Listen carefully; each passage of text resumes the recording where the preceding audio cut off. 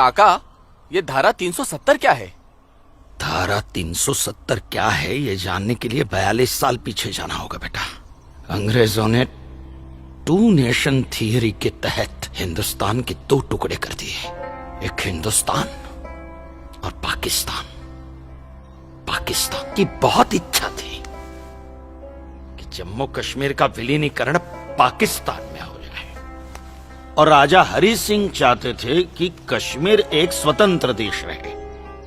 वो न हिंदुस्तान में विलीन होना चाहते थे न पाकिस्तान में, और तब पाकिस्तान ने खूनी खेल खेला। अक्टूबर 1947 में पठानी कबायलियों को जम्मू कश्मीर के खिलाफ उकसाया, कश्मीरी पंडितों का कत्लेआम करवाया। ऐसे हालात देखकर राजा हरि सिंह ने घबराकर नेहरू जी से कहा, कृपा करके आप कश्मीर को बचा लीजिए। मैं ऐसे हालात में चाहता हूं कि कश्मीर का विलीनीकरण भारत में ही हो जाए, सेना भेजिए। लेकिन जब तक भारतीय सेना कश्मीर पहुंची बहुत देर हो चुकी थी। न जाने कितने कश्मीरी पंडितों का कत्लेआम हो चुका था। कश्मीर का 1/3 हिस्सा पठानी कबायलियों ने अपने कब्जे में कर लिया था। लेकिन अपनी इस नीच हरकत के बाद भी पाकिस्तान बाज नहीं आया। पठानी कबायलियों और भारतीय सेना के बीच युद्ध जारी रखा पाकिस्तान ने।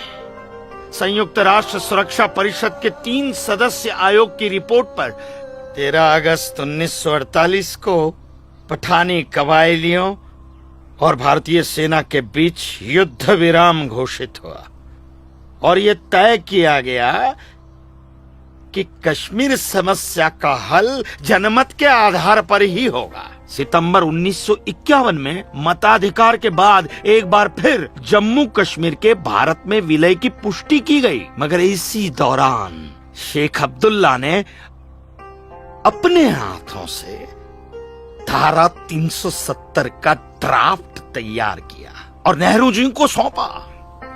सरदार पटेल और आम्बेडकर साहब की मर्जी के खिलाफ 1952 में नेहरू जी ने इसे लागू भी कर दिया।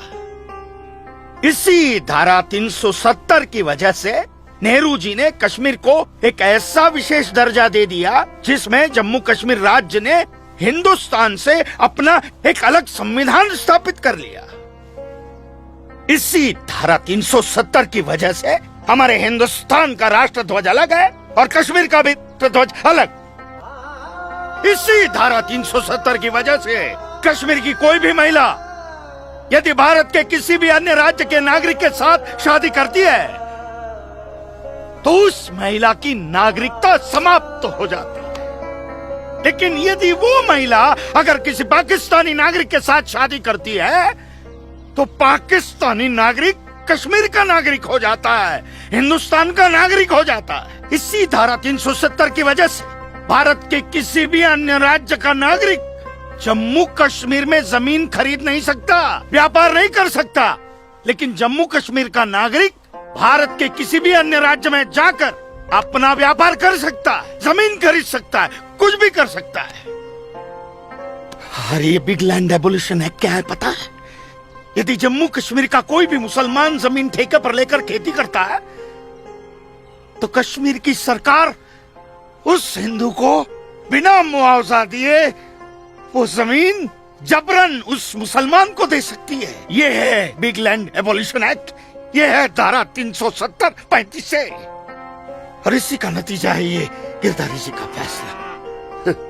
और सिर्फ यही नहीं, ये जो सरकार की ऋण निरस्तीकरण योजना है ना, इसके अंतर्गत उन सारे मुसलमानों का कर्जा माफ कर दिया जाएगा जो उन्होंने हिंदुओं से लिया। बताइए